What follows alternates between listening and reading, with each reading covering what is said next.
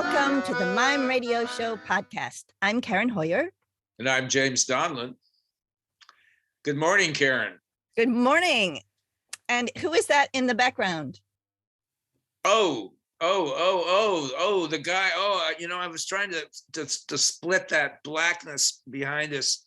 Can you see him? And I could just barely see the wonderful brain of Michael Diaz, who is our producer. He's the one that controls everything. And if without him, we would go down that long tube way down there. So thank you, Michael, wherever you are. And who's our guest today? Our guest today is Dody DiSanto. Let me tell you something about her. Put the spectacles on here. Dody DiSanto is founding director of the Center for Movement Theater, a training program dedicated to actor preparation for the body, the imagination, and the art of collaboration located in Washington, D.C., where she is also longtime faculty at the Shakespeare Theater's Academy for Classical Acting. Dody is an esteemed protege of the late Jacques Lecoq and carries forward his pedagogy, entrusting the body to be the prime element in the journey from life to theater. This is an approach rather than a method, one that implores the student to discover and develop their creativity and proficiency through the dynamic rhythms of movement of life.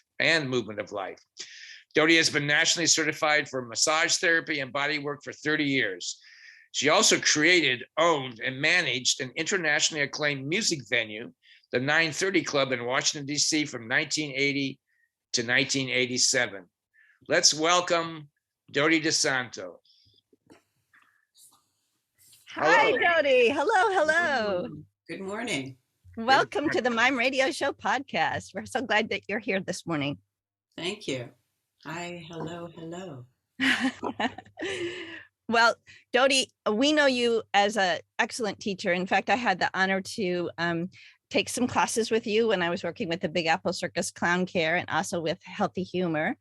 And I loved your classes, but you're also a performer and you're trained as a performer.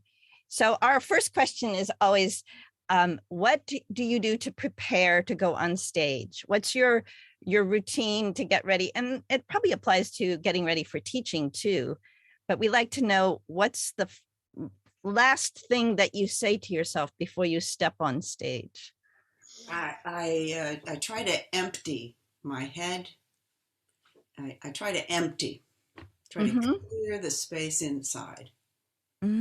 Try to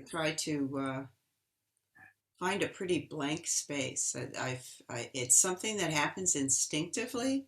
I think it has a greater purpose that I may not be able to articulate. I just think it's what happens to me organically. Is that so that you'll be ready for anything, that you're not bringing a prejudgment to the stage? Or do you know?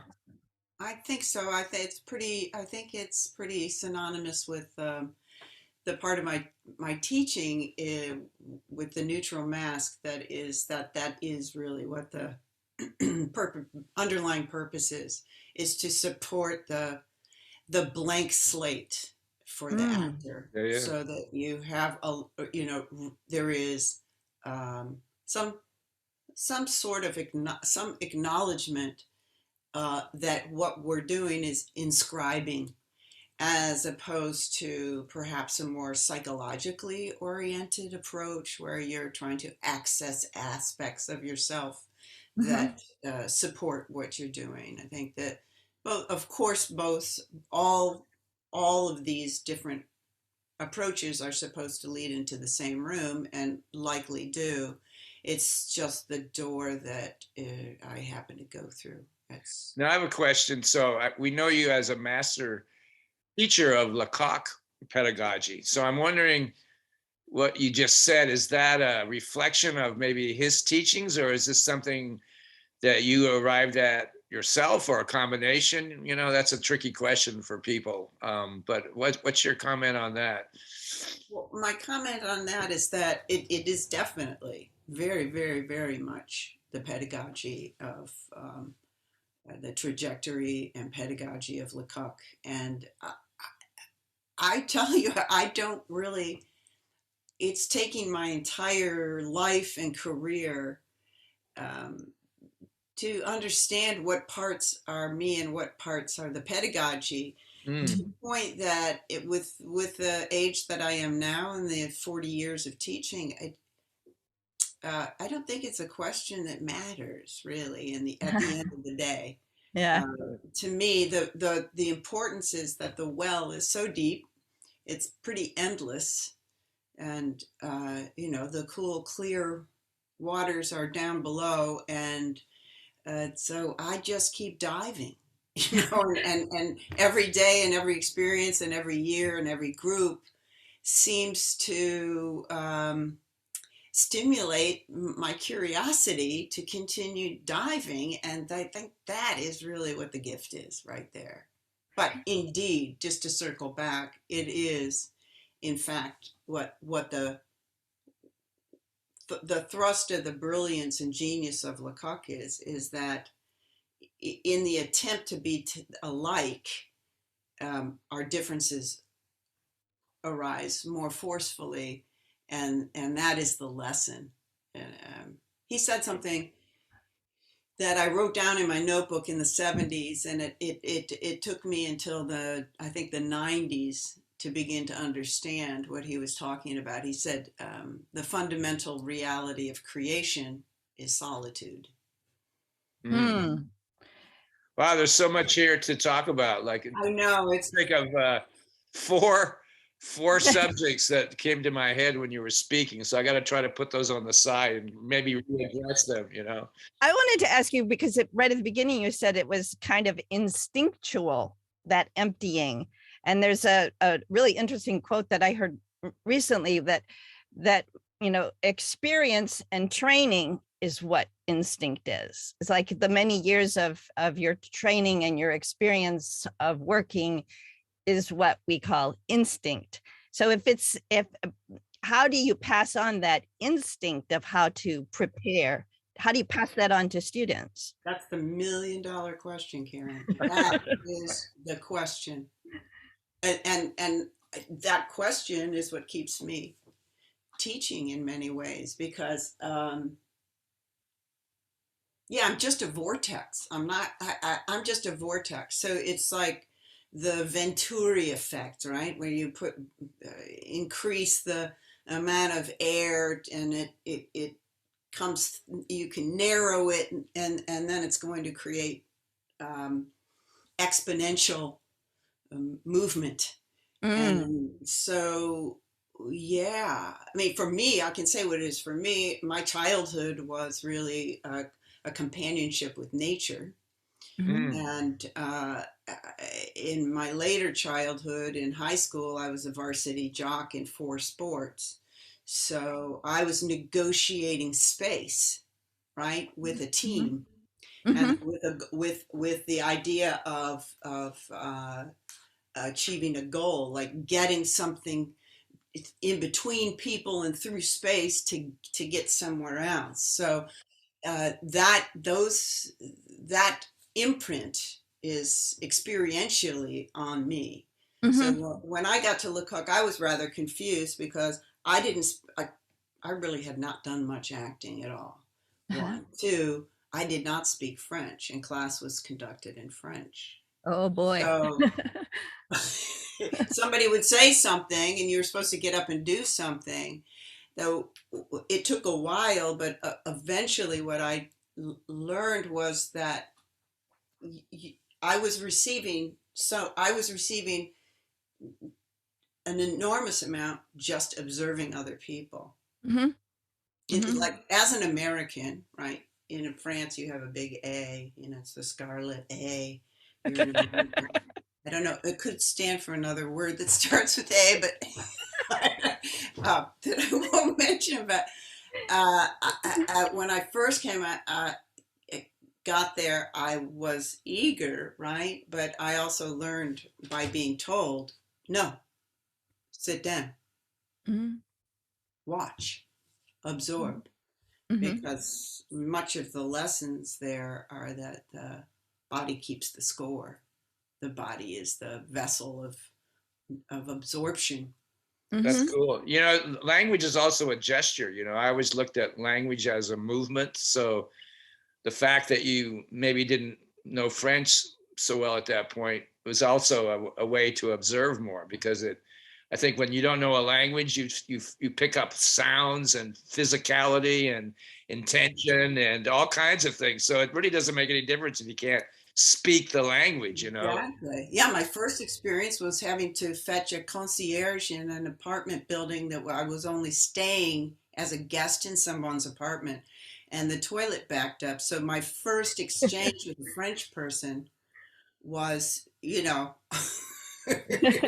trying to negotiate that very fundamental territory.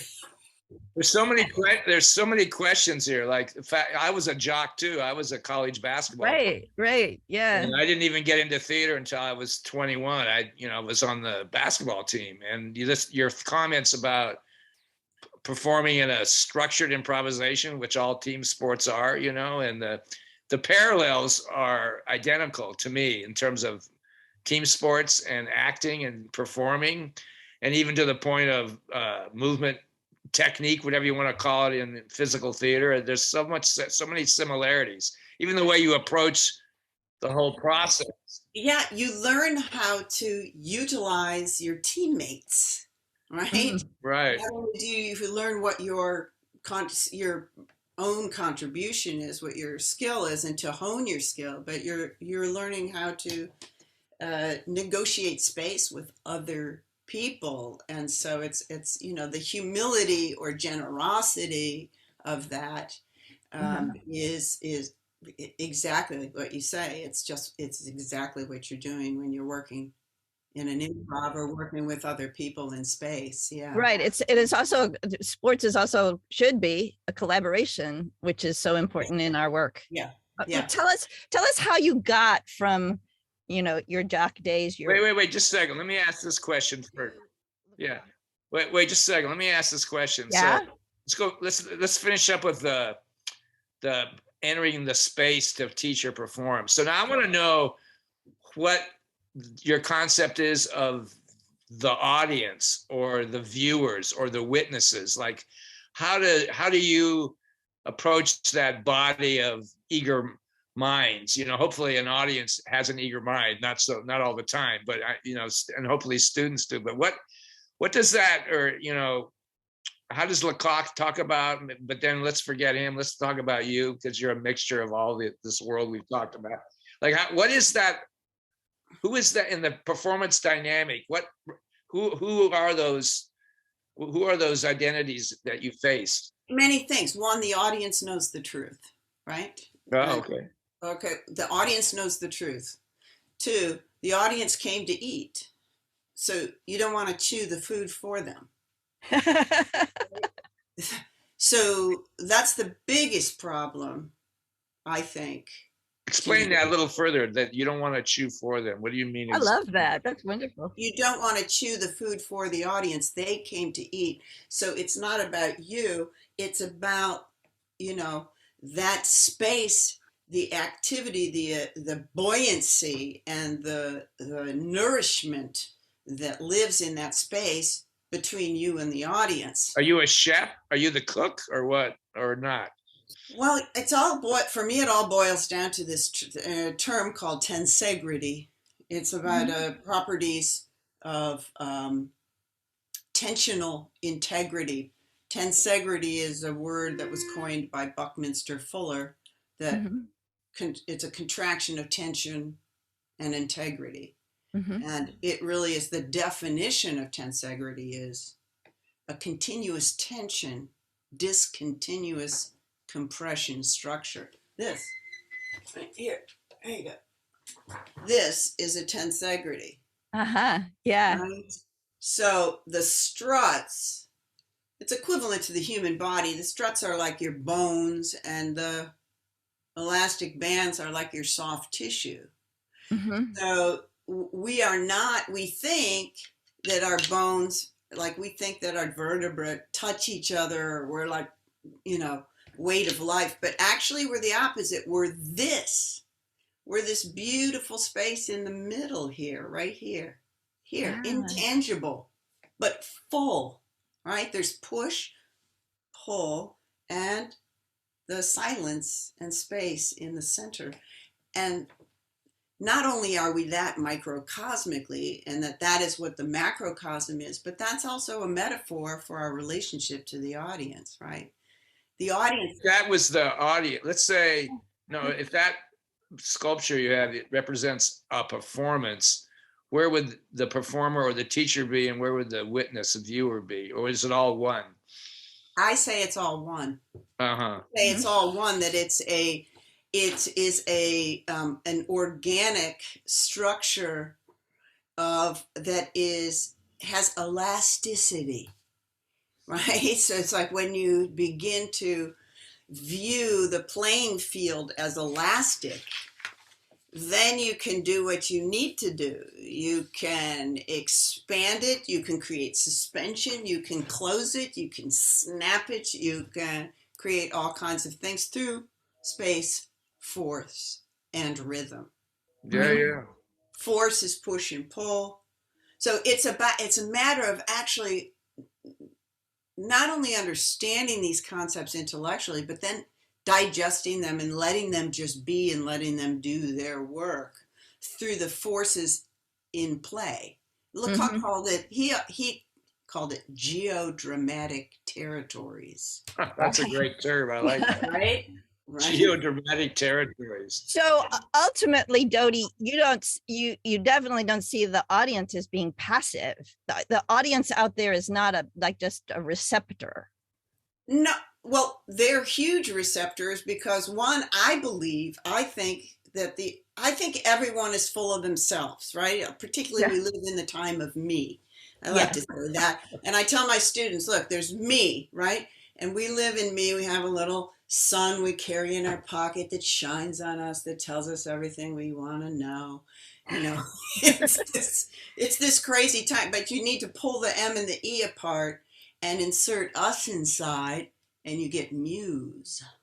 Ooh, right? Nice. And the audience is, of course, just like everyone else, they're thinking about themselves. And what do people do? They think about themselves. What did they come to the theater to do? I believe they come to dream. So we have to understand that the information that we're launching and washing over the audience is fodder for their dreams, right? And that, we want to hope that, we want to identify with life. We're always trying to identify. We identify with the character we see, we identify with the situation, and then we decide if we're for or against it or with it, right? Push, pull, middle, right? With. So it's boils down, it's three things. Life triangulates, nature builds in triangles. And, it's the triangulation that brings things into conversation, I think. So if I was, I grew up in nature too. It's what you're saying sounds very familiar to me. So I had orchards and mountain ranges and the Pacific Ocean in farmland when I was a kid. So if that's one point of my triangle, what would have been the other points? I played sports too. I played basketball. So what would the third point of the triangle in my life have maybe been, do you think, to I don't know, James. What is it? Well, I'm just curious. It is curious, but I'll just say this. The other thing, that I'm a maniac. I never stopped being interested in learning. So now I'm actually studying Chinese medicine. I have been since 2018. So I'm getting a Master of Science in acupuncture. Very simply, in yin yang terms, heavens or the above, whatever you want to call it, yang, earth, yin. Actually, we complete. So that's the triangular. That is the cosmic triangulation. Yeah, you can look at that in so many. I always called Mime location Zen. It's a term I've been using the last few years. Look, we're doing location Zen, which can be applied to a lot of things, It can, because back to what you said, what was it that you were saying? I just blew You're out of talking about my mind. the triangle or something else? It was a little bit earlier. Or what the audience was? Who the Yeah, I mean, audience represents? it's fairly endless in its. To me, it's all of what we're talking about, and all of what fascinates me and keeps me engaged in this trajectory of learning and life is the mystery. You know, Mm, it really is. It's the mystery. mhm. So at the end of the day, we live in such an information time, and people are so concerned about what they know and knowing and having this these accessories that give us instant knowledge. It's really, uh, like in clown. You realize that you don't understand anything, and that's the beauty. That's the beauty of it. You're definitely a seeker. So that's the reason why I want to know the journey part of your life. How did you get from here in the United States and what you were doing as you were growing up, and how did you end up at Lecoq School? What took you there? So when I left high school with all this sports stuff, I knew I wanted to be an artist. I was fascinated with art history, and I went to a college in downtown Detroit that was one of the first experimental colleges in the country that was a humanities program. And you started at the beginning of time in natural science and social sciences, and you just kind of went through a timeline of both. An amazing program, big lectures, but then little forums, just like in ancient times, just little forums where you had huge discussions, really close knit with This is the incredibly. 60s or the 70s when It was 70, 71. Yeah, 71, yeah. Mhm. yeah. And all my electives I took in fine arts. Mhm. And then, believe it or not, I was living in a co-op in downtown Detroit, and Hmm. uh, there was a tragedy in the co-op. Our house was broken into and raided by Black Panthers, and someone got shot and killed. Oh my And gosh. I was dating a person in Washington D.C., and I packed up and moved to Washington. I said, "That's it, moving on here." And Mm. in DC, I landed in a fine arts program at GW that was through the Corcoran School of Art. George Washington University, right? At that time, which now the Corcoran is part of GW, but at that time the GW just had a consortium plan. And I took all kinds of studio classes. And one day I took a dance class at GW, and I had this huge aha. I went, "Oh, it's not these materials out here. This is the vessel of expression." Mm. I was reminded of my days with sports, and it was kind of a homecoming for me. Yet dance was not the answer, and I knew it. Dance was not the end stop, and I wasn't sure. And I took a workshop with two gentlemen, one Anthony Abison, who had studied with Grotowski and Brooke. Um, he's a renowned teacher in New York today.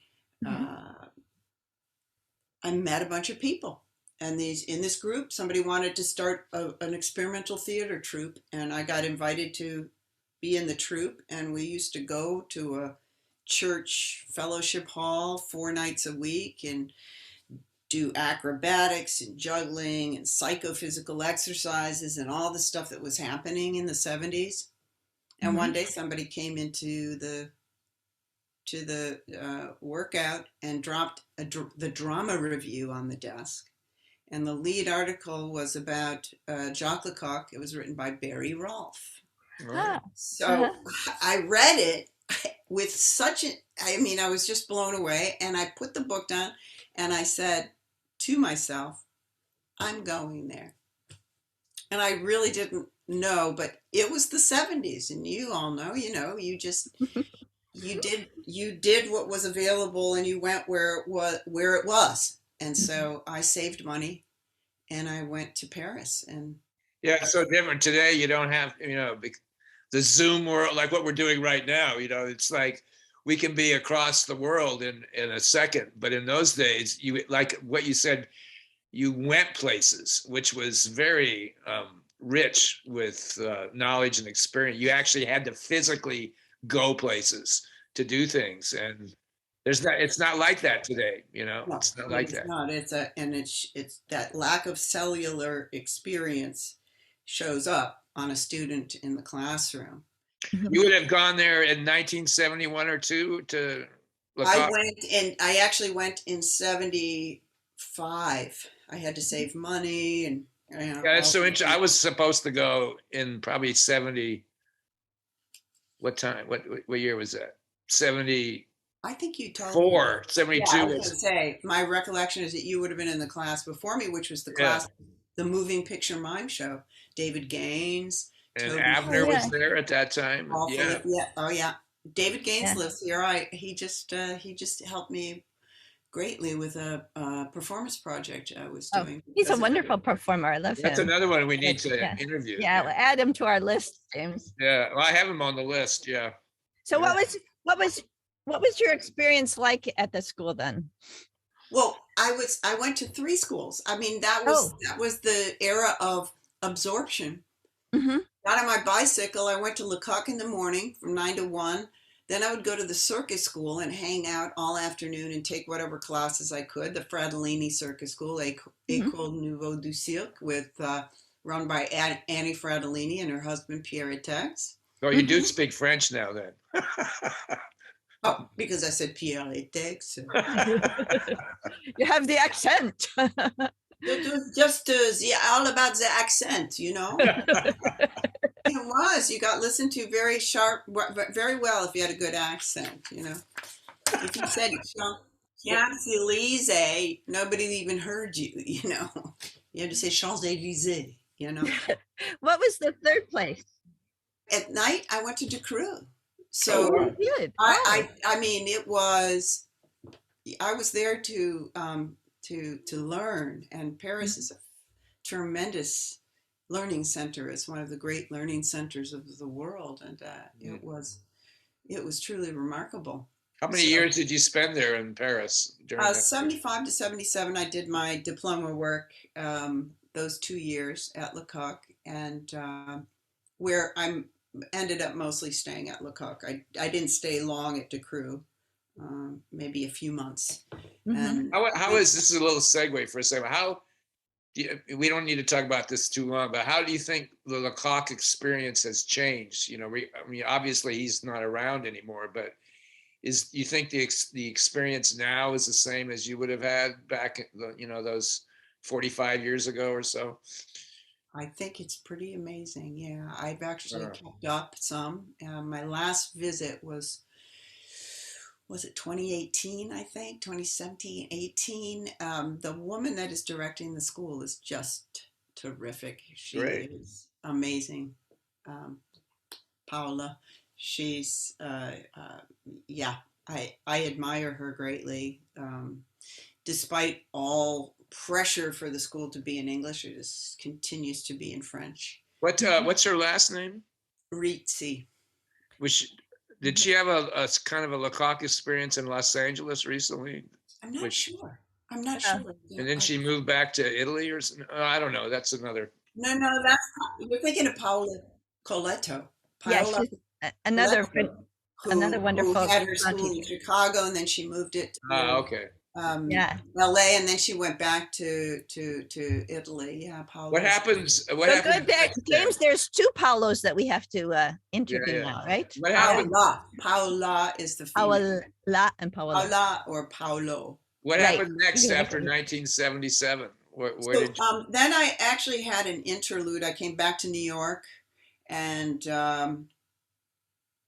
had a little company of people from Lecoq, a tiny company, did touring. And then I landed back in DC. I got married. It was my first husband. Came back to DC and got sidelined into owning and operating and managing a showcase rock and roll venue. Really? Which was a 7-year detour into And this is the 70s, right? This is the 70s, late. No, this was 1980 to 87. Okay. Wow. Yeah. Wow. And I really learned a lot about life and, cut my teeth on the underworld. I started when I was 27, owning a bar and negotiating this insane environment. The thrust of it, though, is that it was truly a sociocultural contribution because it was a venue to support rising artists who did not want to be owned by record companies. So it was the beginning of independent record companies. And it was really an amazing experience with my colleagues were global producers and club owners and booking agents. And, we made a huge contribution to the change and shift in music. And it was thrilling. I mean, bands like REM, they played at my club as an opening act 3 times for, $100 or something before they rose to to fame. And it was really, really pretty thrilling. A lot of Simply Red, Natalie Merchant, you name it. It was phenomenal. It was a phenomenal. What would be the connection between this world you're describing and the world of physical theater, or the elements of the triangle of the cosmos that you were talking about? How does it all fit together with physical theater? It was a very physical environment. It was DC is the center of punk hardcore, hard, HAR, capital DCORE. Hardcore was really the crux of it was here with Fugazi and Minor Threat and this whole situation here. And it was a physical environment. People were like slam dancing and diving off the stage, and I would go down. Well, it would get really bad, and I would get nervous, and I'd go down there and sleuth around in the pit to try to find like a culprit who was messing up the anatomy of the pit. Right, if the pit had a cohesive anatomy, no problem. But all you needed was one bad egg, and it would go south fast. So you can hear people whisper to each other, "Dody's in the pit." That's right. You reach somebody up by their shirt, It does sound like clowning or Buffon, or like the more grotesque forms of clowning. It's like it really. There's a lot of parallels there between. And there was a sociology to it. There was kind of this conflict. I could show you pictures of. It just was wild. But there was this conflict between me and these people coming and going. And one day I said to the kind of leaders of the whole thing, hey, could we sit down and have a meeting or something? I need to understand what's going on. So we did. We had a meeting on a Saturday afternoon. Was that unusual to have a meeting in that with a bunch of punks? Yeah. Sure. And I said,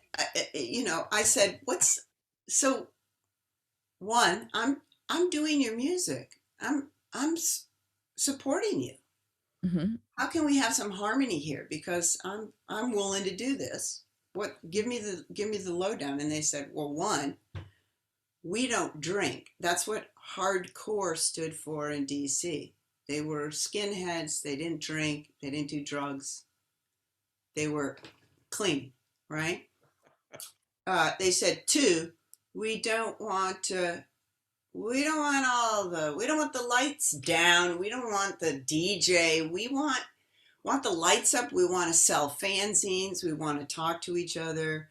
They had a whole sociology. I was like, educate me. And as they told me, I said, well, wow. Okay. You don't want to drink. You don't want the lights on. You don't need a DJ. I said, sounds like daytime to me. Do you want to have a show in the day? And that's how matinees were born at my club. Because then I didn't have to intermingle the punk stuff with the nighttime stuff, which was a whole different situation. right? Ah, Where you would have to be worried about a 12-year-old who came with their brother to see this cool band, but there was drinking in this environment, mhm.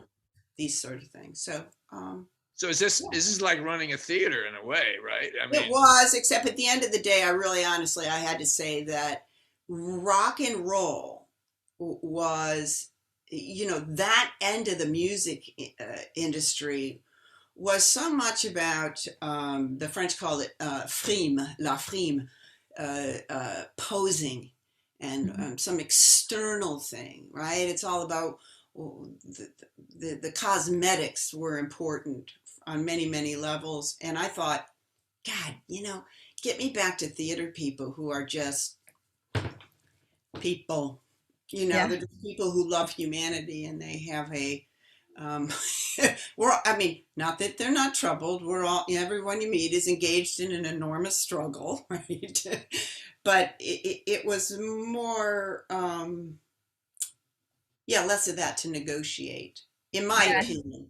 Didn't like owning a bar. Holy Yeah. moly. so there was a shift. Then go ahead, So Karen. instead of like being on the external, the posing, it's like let's try to be in the moment. Let's to be honest and to be present, which is what the clown and is clown Yeah. persona is about. Yeah, it was. I was conducting, I had a big set of keys. I was conducting the madness. Everything I did was organization in order for there to be chaos, which, okay, I get it. I get it. But I really wanted to enter, get back to entering the kind of chaos that I could play in because Mhm. I was playful. I was a great boss. Go anywhere, ask anybody. I was a great boss. We were a family. We Mhm. were. I mean, the place exists today. It wins the Pole Star for best club over and over and over and over. Ah, It's, cool. over 40-year-old venue. But yeah, I wanted to go back to the larger mystery of humanity. And did My you focus on teaching more than performance when you went back? Yes, I did. I did. I want my first phone call when I knew I was leaving was straight to Jacques Lecoq saying, "I want to do the pedagogic year." Oh. He had to. He turned many, many, many people down. He would only take specific people. He said, "Come on over." Right. So So that was your training to be a teacher of the it Lecoq. was a 1-year apprenticeship in Ah, under right next to him. I sat next to him for a year, and he would wow. periodically turn over the room, and I had projects, and yeah, Wow. yeah, yeah, yeah. Three So groups of 35. You have to follow and track all of those students for a year and uh-huh. interface with him, and yeah, it was an amazing year. It was incredible. It was knowledge imparted from a master by sitting at his side. So tell us what is at the core of the Lecoq teaching, and specifically what do you as a teacher bring to your students from having that incredible training from Lecoq? Uh, an authenticity with nature. There you go. Yeah, go on. Go on. What is that? What else more? Tell us more about that. But that is endless, you know. Yeah. That's what it's about. In other words, we are vessels of. You come into the world knowing everything, and it's this process of socialization that covers it up. So it's the pedagogy is to return you to that nascent those nascent understandings through a process of identification, identifying with nature, with the elements, with color, with sound, with, oh, I know what it was I wanted to say, James, earlier, that you were talking about text, and yeah, I call it the body of words and the landscape of text, Hmm. right? And in Chinese medicine, our body is just a landscape, and that the analysis of the body, to bring it to balance, is to understand what is overflowing and what is blocked up. So it boils back down to push and pull. Does So, the mystery the mystery that you described earlier, is that more evident in teaching for you rather than performing, let's say? Is that one of the attractions? Like, I was going to ask Well, why you're attracted to. my attraction to teaching is that I'm just so curious, and I love people, and for some reason, this idea of helping a person to be free, to find that zone of freedom that opens them up to give their gifts, right? For them to tap into that sort of the primacy of their own fuel, that is based on understandings that we're born with. We're assigned those things at nature, right? We're assigned those things at birth, right? Mm-hmm. So I don't know. I just have this incredible appetite for helping people because I love seeing people shine in right. So it's I think now as I age, I think, oh yeah, well, it would be interesting to try my hand at performing and see. But, right? It would be, but I really feel that I found my thing. I mean, also it's the same thing in my body work. That's what I do in my body work. I'm freeing people. I'm freeing adhesions. I'm opening up the vessel. That's the microcosm, and the macrocosm is the acting and the theater, the teaching people to be.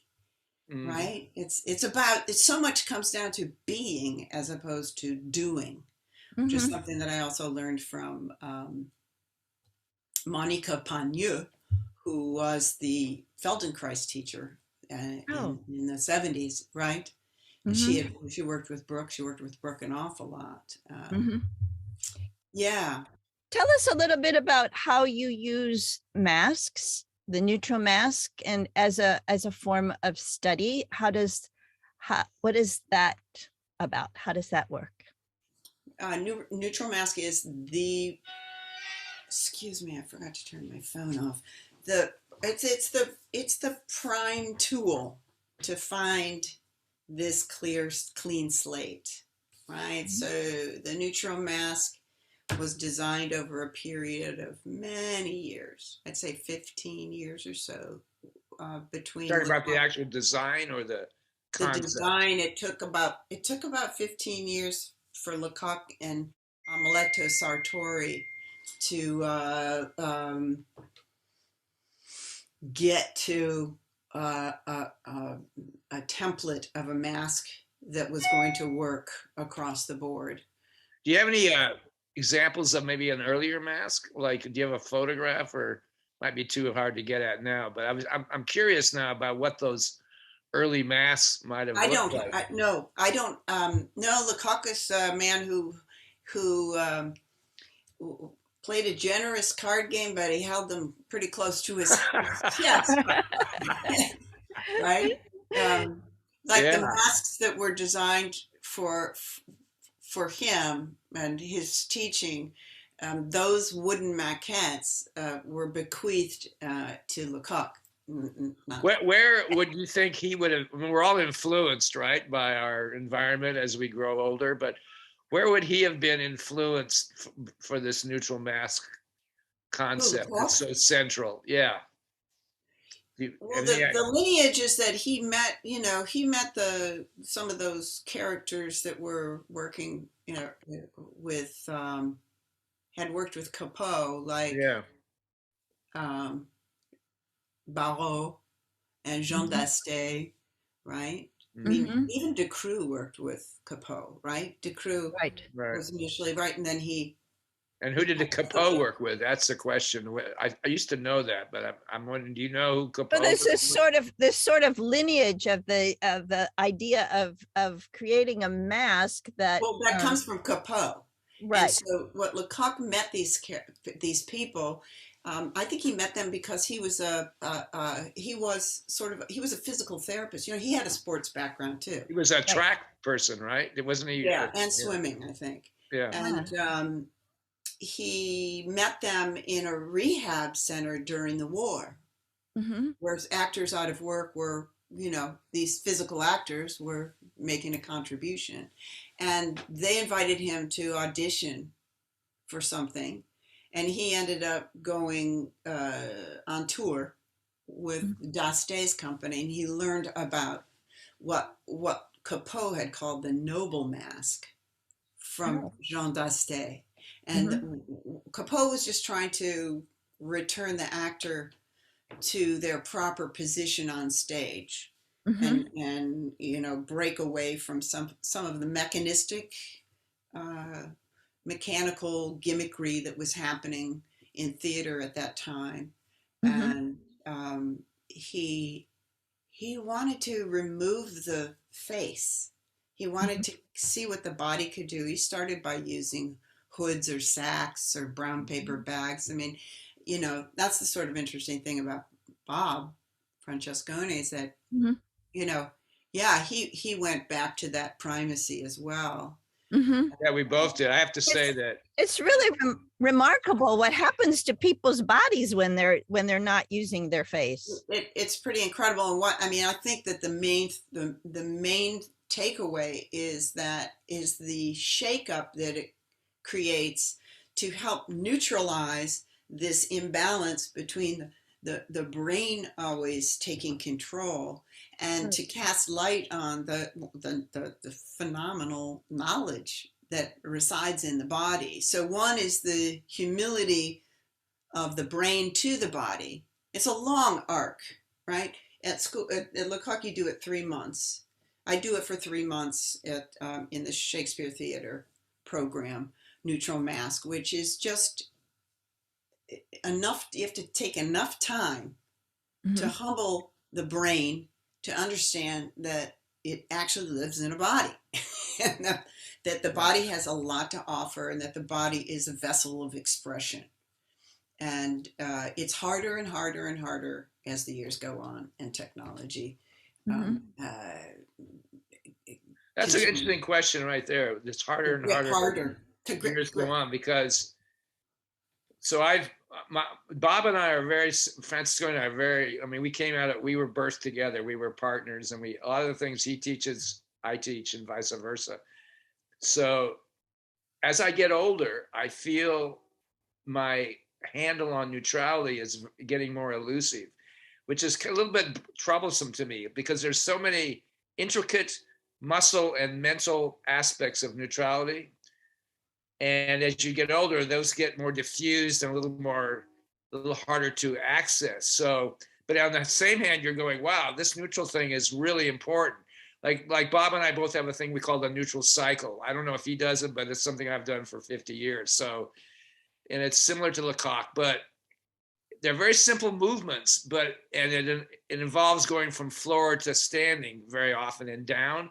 But that Mm-hmm. action, as I get older, because I'm almost 75, is becoming more difficult in that simple action. Yet it reinforces for me the value and the power of this neutral action because it accesses your total body and mind, even though it's so minute and so subtle. So I'm wondering when you said something about as we get older, like what's your thought on that in terms of neutrality? Is that something we will always keep? Do we have to maintain it? Does it go away? Is there something more glorious, some mysterious thing beyond? What's going on there? When you say neutrality, what do you mean when you say Well, we're talking about the same things that you're talking, like an emptiness and assuming a collection of energy that is from the universe or from nature, as you said. I mean, I think you're right about that. But it's the total sense of being. Like I am neither man nor woman, old nor young. I just I'm just am here. You know, that's that kind of thing. No gender, no agenda, no mental state or approach. I am just here in this space, in this world that has a larger sense rather than characteristics. So I'm just wondering, how do we? Well, philosophically, that's very interesting, because you can't take away the impact of time. Right. So the truth of the fact is, and in the neutral mass training, just to kind of connect the conversation that was launched with Karen's question and what you're talking about, James, one of the main things is there's an exercise, there's many exercises, but one of the huge exercises is the voyage. And the voyage is that at daybreak, you emerge from the sea and you traverse inland through a forest, up a mountain to a summit, and then you run down the mountain. But then you have to cross a river jumping from rock to rock, and then you walk out into the plain or the desert where the sun is setting. Mm-hmm. So it's basically the fundamental journey, wearing the neutral mask, which is that in reality, in structure, the exercise is in nature, but metaphorically, it's the journey of life. So you know from being 75 that when you arrive at the top of the mountain, it's a pretty fascinating moment when you get there because you see behind you and in front of you. Yeah. And then when you start down the mountain, you've started down the mountain.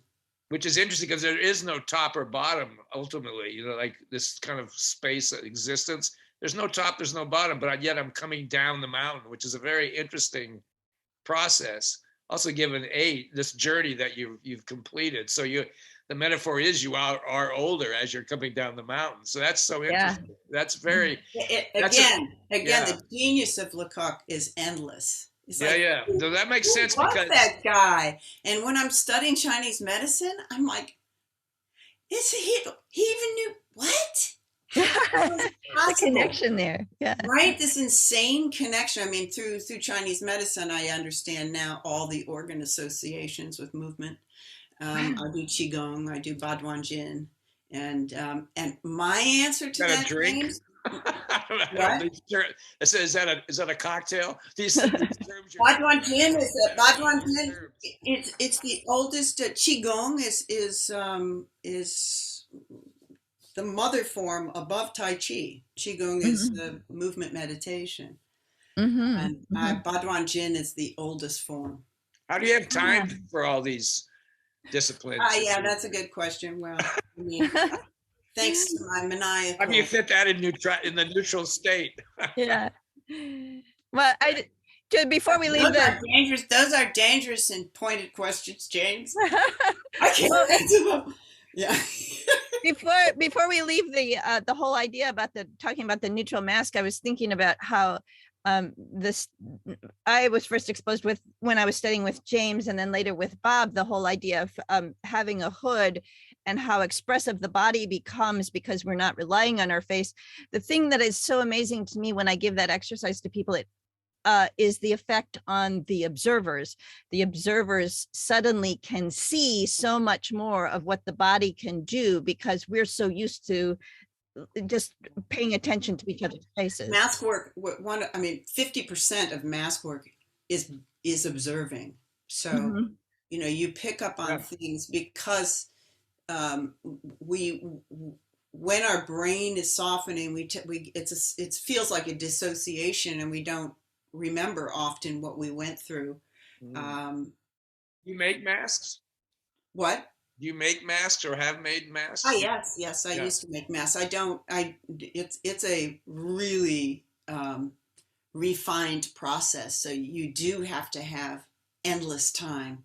Yeah, I find that as I get older, I say I'm in the departure lounge now. When you get to be 75 or 80, you don't know when your flight's going to be called. So when you're in the departure lounge, there's really no time to make masks because you're exactly right. It takes. I'm way more concerned with back to what you were saying before. So this neutrality is that I want to keep my vessel available. I want to, I like teaching the movements and. I'm not far behind you. I haven't quite hit 70, but I love those terms. You turn some age, then you hit another age, then you're pushing. Oh, it's time. Where's my what? There's my hat. Oh, yes. The thing you blow. The thing you blow. Yes. The little elves are coming out to tell you that it's time for your gift. Did you receive a gift in the mail? Wow. Aha. Shall I open it? Yeah, Yes. where's it from? This is from Carroll Stream, Illinois. How about That's the Does it say- postage. That's the postage stamp. It's postal imprint. It's from the Mime Museum. Yes. Yeah, in Yes, Chicago. Yeah, unfortunately, the Mime Museum is kind of, we don't have much space, so we have to deacquisition some of our items. So, Okay. So I'm a lucky recipient. well, Yeah. it's just stuff being returned to you, Dody. What? This is what? This is stuff that the museum is returning to you. This is your your leftovers.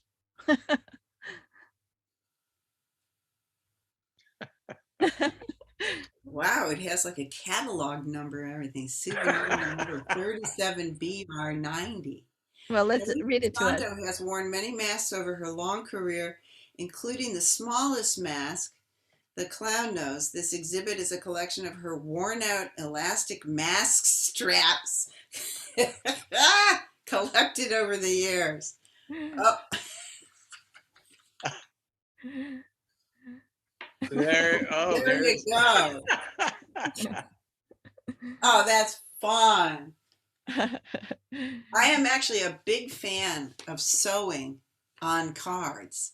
Oh yeah, Oh. really? Yeah. Well, there you have it. All of your leftover elastics that we have collected over the years, Dody.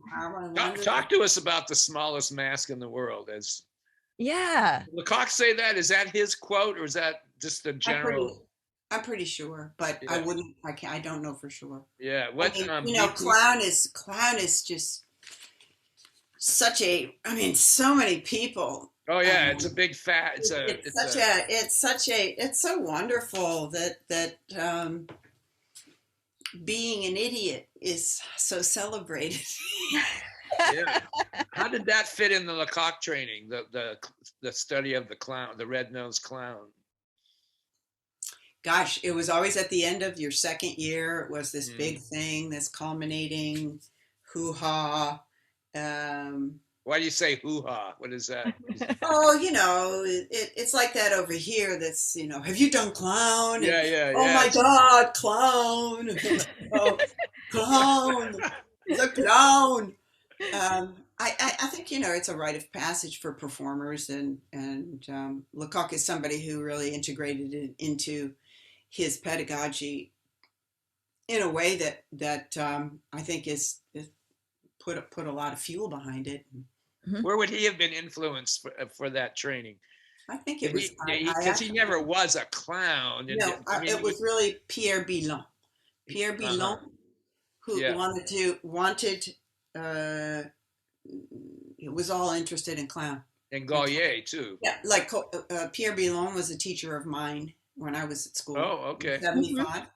Class with him was right. He was doing the plates. Gaulier and Billon were doing the plates. I saw it live. Yeah, I did too with Bob. Bob was and I saw it in 1974 in La Crosse, Wisconsin, at a big mime festival. Those guys broke the 200 plates.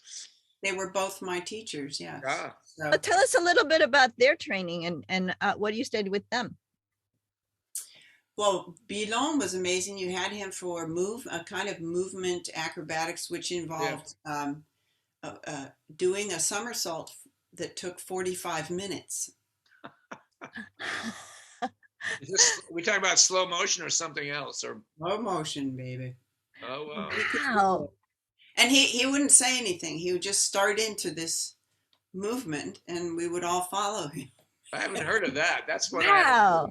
It was really wild. It was fascinating. What about the moment when you're upside down, maybe on the floor? That's a slow motion move. That must have been amazingly a moment of talk about core strength, trust and truth, right? Right there. Talk about core strength. That was about And Gaulier was, of course, Gaulier, and How do you know What does that mean, Dody? What is that?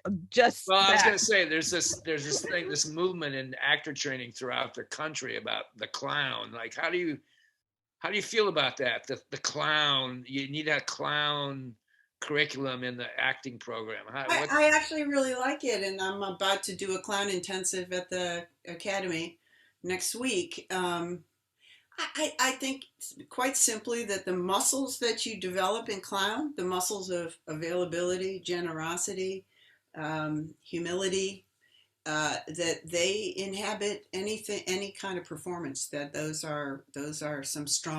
some strong base for Where any. does the study of clown go off the rails, so to speak, if it does? I mean, is there a place where it becomes, kind of like sometimes I think some of it's like vomiting a little bit, but I'm not sure. Anyway, do you have any feelings about that, where it might become not so useful if it's approached a certain way? I think that that territory. It depends on who you are and how you learn. There are some people who can't learn a certain way in a certain environment. A clown can tend to sometimes become, school of terror and heavy via negativa, because when you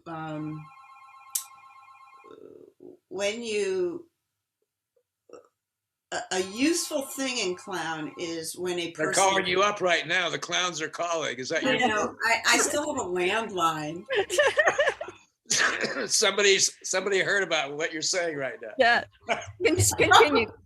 I'm sure it's CVS that wants to know if I'm going to have my. Maybe it's the spirit of Lecoq. Yeah. Lecoq is checking in. No, continue. Continue. I have to say that I think that that you want to summon the vulnerability, right? So it's pretty easy pedagogically to move into terrorizing a student right, and I think that sometimes that happens more than it needs to. I tend to I like to I think we're all different. Back to that, fundamental reality of creation is solitude. And also in neutral mask and the study of neutrality and trying to be the same, which it's not. Our differences emerge more forcefully. So I think our differences is what life is about, and so I like to try to mine for that. And whoever a person is. So what's difficult for the teacher pedagogically is you've got to try to stay in an open, resonant state where you are feeding prompts to someone to mine for who they are and for mine for what their uniqueness is, because after all, for a performer who has to study being all these other people, clown is this unique opportunity to shine a light on you. And so that alone is terrifying. I mean, people constantly say, in clown, but who am I? I'm like, well, that's funny as hell, right? I'm in on a laugh with that alone. When a person stands in wonderment of who they are, right? It's a beautiful thing. Who is it?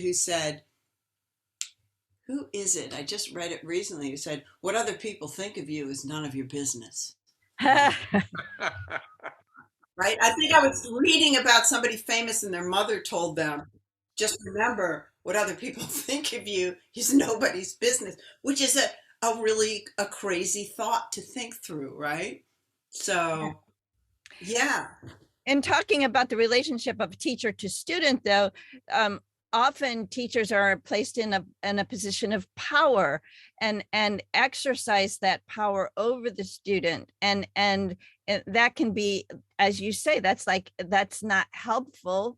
What do you think well, in my opinion, I don't think it's helpful for the teacher to terrorize the student or to put them in a place of fear. I think they should be nurtured, but every teacher has their concept of what's the relationship between the teacher and the student. What is yours?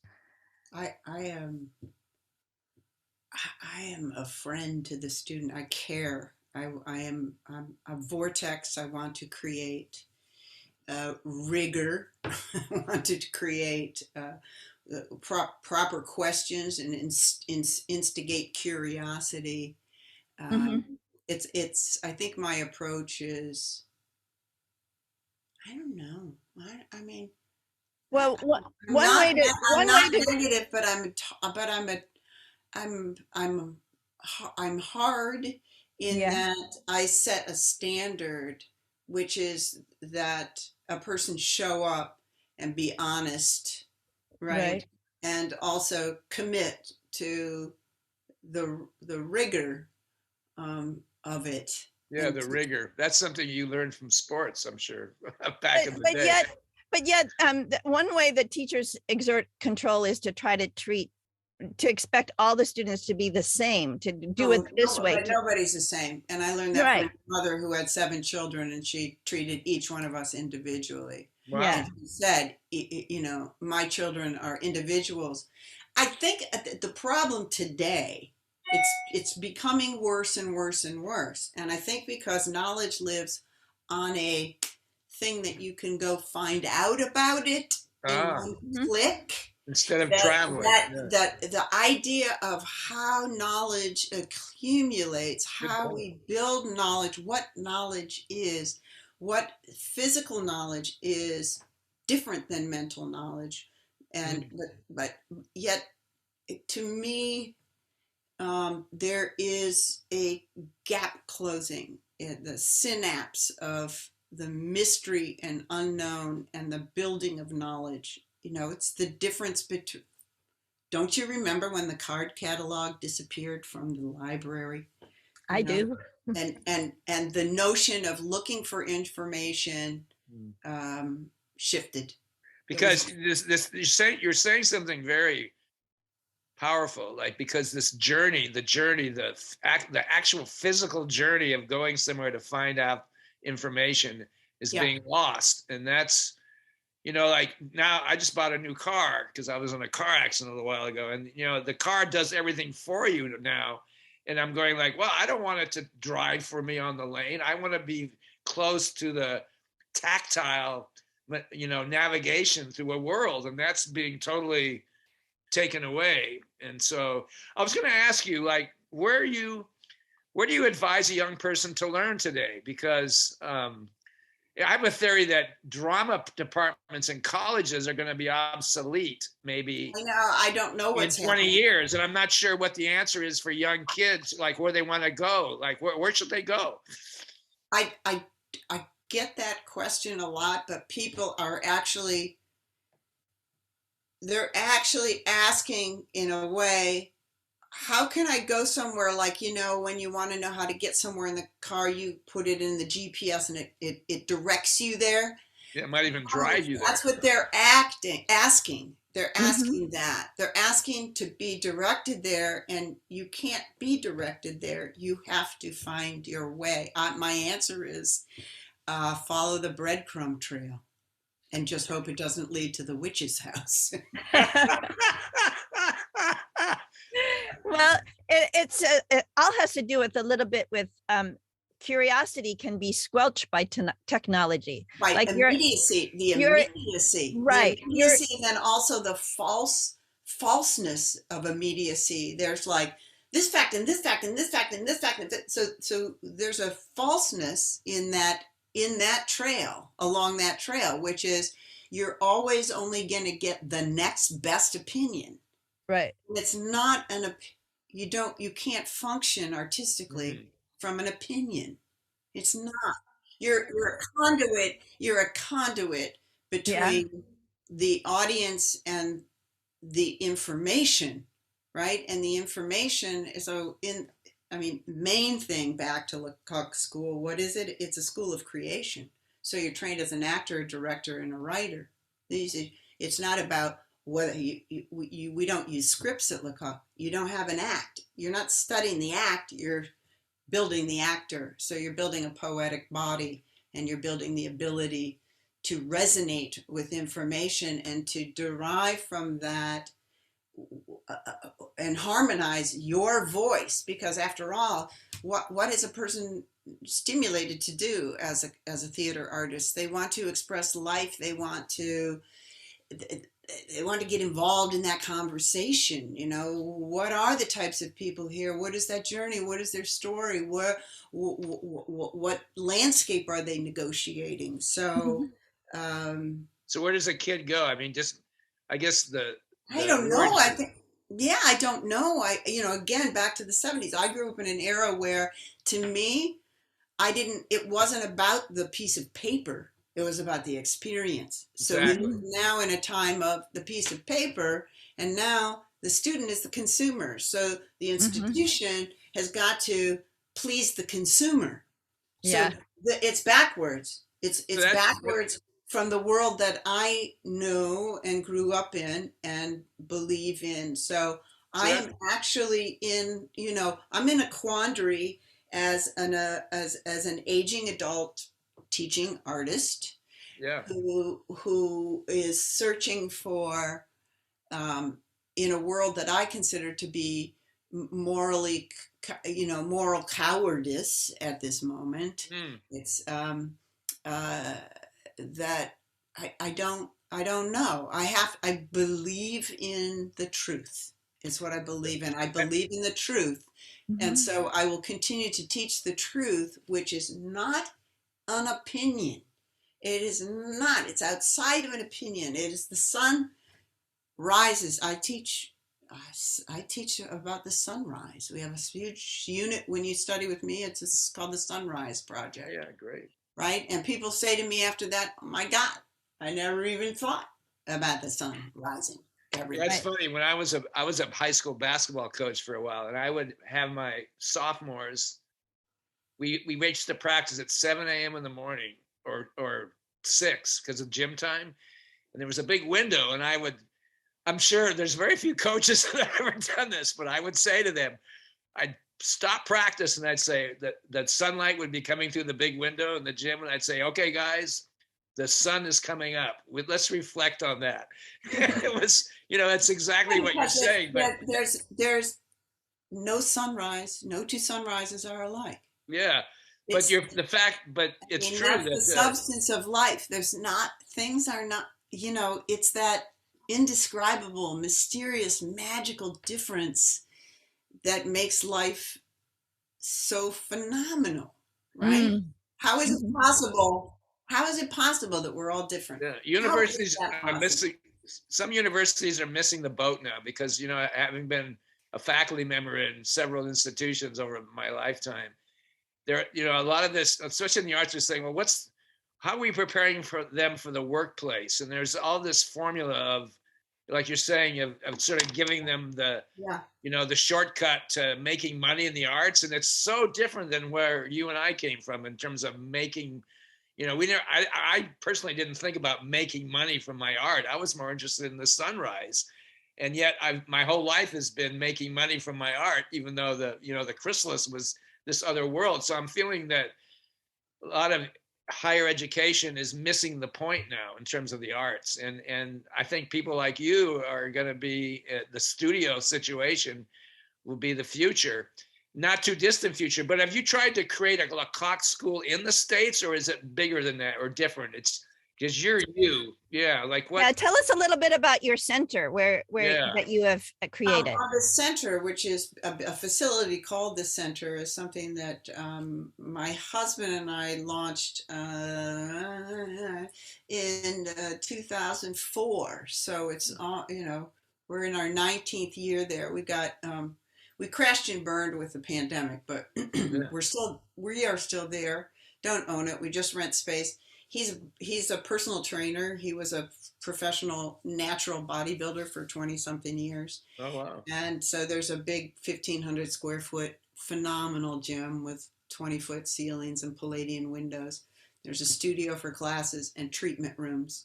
And you still have this space in your, yeah. We actually have this space here in Yeah. DC. It's called the Center, and inside the Center is what I call the Center for Movement Theater, something I've been doing since I got back from my pedagogic apprenticeship. Um, we just were renting space. It's a non-corporate paradigm. We don't take money from anybody. They just pay rent. And so we have had people coming and going, and it took a long time to build a good garden, right? It was the organic process of building a good garden with the right kind of soil and the right. Nice. You wait through seasons of good weather and bad weather, and finally you arrive. And that we were pretty much on our feet after 15, 16 years, and then we got hit by the pandemic, which everything in that center was a body oriented in-person thing. So, but no, I tried to build a program at one point, and it wasn't the time in DC yet. DC is built up a whole lot in terms of the theatrical situation here, the theaters. It's a really pretty rich environment. How is what you do different than, let's say, Cinetic? You know, the group Cinetic and the yeah, I know Cinetic very, very well. Yeah, I mean, how are you different than what they? Because they're a theater company that makes performances. So since I don't perform, and I had a troupe called Membrane Ensemble Theater. And that's a good name, Membrane. I like that. Yeah, Membrane. Yeah, that's my bodywork stuff, right? Permeable. That's cool. Membrane. Yeah. We did things in the 90s, and I think that it's a really smart thing to have a company and a school, and they're the kind of they work together. Right. But I've never. You asked me about how I do all these things. Time is a big issue, and I've always had to work really hard to earn a living to be an artist, and body work is the thing that has supported me for 30 years. And I don't running a company and a school too much. Show me your hands. Show me those strong hands again. Those lyrical. I noticed your hands from the very beginning, like an hour ago. I could crack your head like a coconut. Yeah, but I noticed that the spiritual energy and the strength coming out of your hands. Yeah, it's insane. I mean, I have they've lasted an awfully long time. I do I do cross fiber work. It's very interesting work. Instead of being with the grain of the muscle like Swedish massage, it's against, because our muscles are linear fascicles, fibers, and they adhere because every fascicle is covered with fascia, and fascia is like saran wrap. And when you wear yourself, however you wear yourself, your fascia says, "Oh, you want to live like that? Fine," and it gloms together. Which is interesting. Which is what body work is all about, is returning someone to structural integration. Yeah, which reminds me, I have to get on the floor after we're done. I have to. Yeah, so as you get older, these adjustments. We talked a little bit about it earlier, but you have to maintain yourself somehow, even though you're going to change naturally. But it's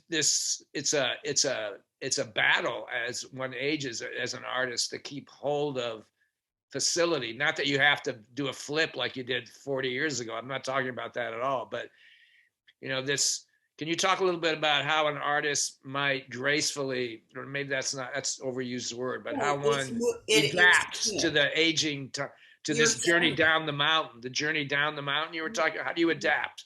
You are saying it. It's movement. Life is movement. Movement is health. So the way in which we can, we have to keep things lubricated through proper breathing. Your breath is you can do so much work with your breath. Nutrition, super important. Nutrition and physicality, which the four components of health, from my point of view, or from much of what I learned from my husband, who was a serious trainer still is, for years and years, is strength, cardiovascular, flexibility, and nutrition. Nice. What do you think? Do you have any thoughts about legacy? Like, where you've come to and what people think about it? Is that interesting to you at all, or the mark, or the carving in the tree and the? I'm at a moment in my life. I'm at a moment in my life because I think of this pandemic and because of the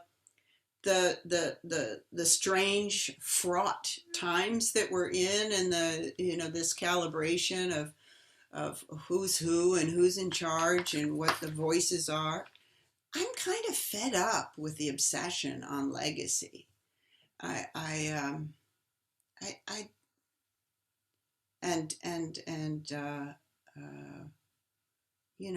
Celebrity, legacy, that I just I want to stay flexible and breathe and enjoy my life, Do you feel Lecoq was interested in his legacy, like more outwardly than he should have been, or not? Or I think that he was not, and that he was not, and that he was lucky for us. He was surrounded by some people who supported him in laying down his legacy before he left. The first thing was to write the book. He had resisted, and he finally wrote the moving body, right? Or in French, it's le corps poétique, right? So the poetic body. Yeah. Right? And then those films were made about him. And then his son made an incredible book. His son made an amazing book. I haven't seen that one. No. What is it? It's called Un point fixe en mouvement. A fixed point in movement. Yeah. Is it only in French or is it in English also? Yes, but it's mostly, it's an awful lot of images and art. Oh. I was going to say, is it pedagogical or is it more just? No. It's really about the whimsy and beauty of Jacques Lecoq. Oh, that's great. I'd like to see that book. I would too. It's on Amazon. Great. It's by Patrick Lecoq. Oh, okay. His son Patrick. What a great drawing. He's a lighting engineer. That's beautiful. Fantastic. Yeah. It's a gorgeous book. So do you want to have a book about you at some point? Or is that... I don't even think about it. I don't. But Dody, I think you're going to be teaching some classes. Are they going to be in-person classes again? Your clown classes and movement classes? Oh yeah, I actually at the Shakespeare Theater, I stayed in person. We masked up. Actually, it's very interesting because that is interesting. I used cheesecloth on the whole head, like De Croo used to perform in. Did you ever see those pictures of him? Yeah. Yes. Yeah. I used that somewhat in that first starting fall 2020. Interesting. Yeah, and I haven't done that. I've only done 2 classes in my own studio since the beginning of the pandemic, and I'm just going to start again. So it's one that's called Clown Ruckus that looks so intriguing. Is that what it was called? Is that right? I thought maybe it was called Bring on the Ruckus or Bring on. Yeah. Okay. Yeah. It sounds like so much fun. Yeah. Clown is so great. I love teaching clown. It's equally as terrorizing for me, for the teacher, but I love it. Yeah. Here's our last question. Yeah. Dody, what do you want to be when you grow up?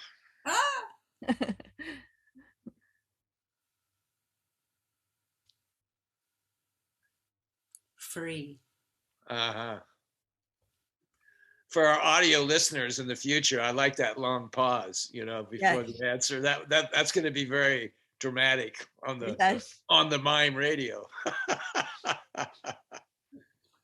There are no immediate answers. It takes some thought. It's like takes some journey. It takes some curiosity, right? Yeah. This has been a wonderful interview. I would recommend that people I'm thinking of some of my former students actually in the DC area that would really enjoy working with you. But Yes, I'm gonna we recommend you. advise the young people. The question was, where do young people go? I'm gonna tell them they should take you in at some point. Oh, well, This has been great. thank you. Yeah, It's been a fantastic conversation. I could talk to you all for a long time. of course. Thank you so much, Dody. It's been wonderful. Yeah. You're welcome. Thank you very much. Thank you. There we are, Mime Radio Show with Dody DiSanto.